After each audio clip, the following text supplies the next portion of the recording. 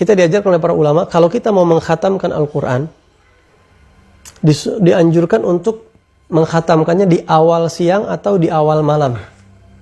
Kalau di awal siang itu misalnya habis subuh, khatam Quran. Kalau di awal malam, habis maghrib. Di situ kita khatam Quran. Kenapa? Disebutkan dalam riwayat bahwa ketika kita khatam Al-Quran, maka ada puluhan ribu malaikat yang beristighfar untuk kita yang mengkhatamkan Quran tersebut. Puluhan ribu, dalam riwayat kalau tidak salah 60 atau 70 ribu. Malaikat itu beristighfar untuk kita sampai maghrib kalau kita khatam Qurannya siang. Tapi kalau kita khatam Qurannya malam, malaikat istighfar itu puluhan ribu malaikat itu sampai subuh. Nah kalau kita khatam Qurannya itu pas mau maghrib, sejam sebelum maghrib, malaikat cuma sejam doang untuk istighfar buat kita. Tapi kalau kita khatam Qurannya dari habis subuh, berapa jam tuh sampai maghrib?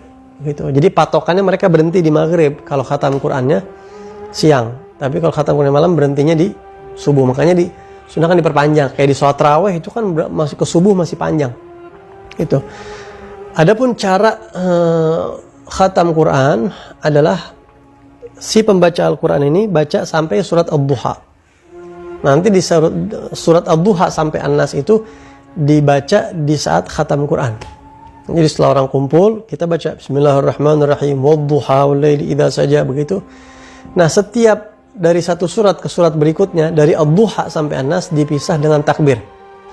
Amma bi ni'mati rabbika fahaddits, Allahu akbar. Bismillahirrahmanirrahim. Alam nashrah laka sadrak wa wada'na 'anka wizrak, begitu terus sampai fa idza faraghta fansab, Allahu akbar, baru ke surat berikutnya. Jadi antara satu surat ke surat berikutnya itu dipisah dengan takbir, baik di dalam salat ataupun di luar salat. Itu panjang hadisnya, keterangannya, riwayatnya, ini dalil-dalilnya. Imam Syafi'i menyebutkan banyak, saya tidak sebutkan di sini. Yang jelas itu tata caranya seperti itu.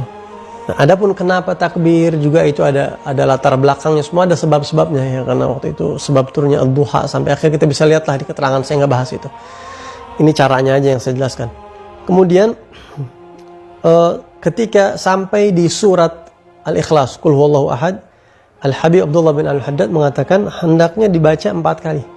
Jadi yang lain semua sekali-sekali itu Ad-Duha, Alam Nashrah, semua sekali-sekali begitu sampai Al-Ikhlas, Qul huwallahu ahad 4 kali.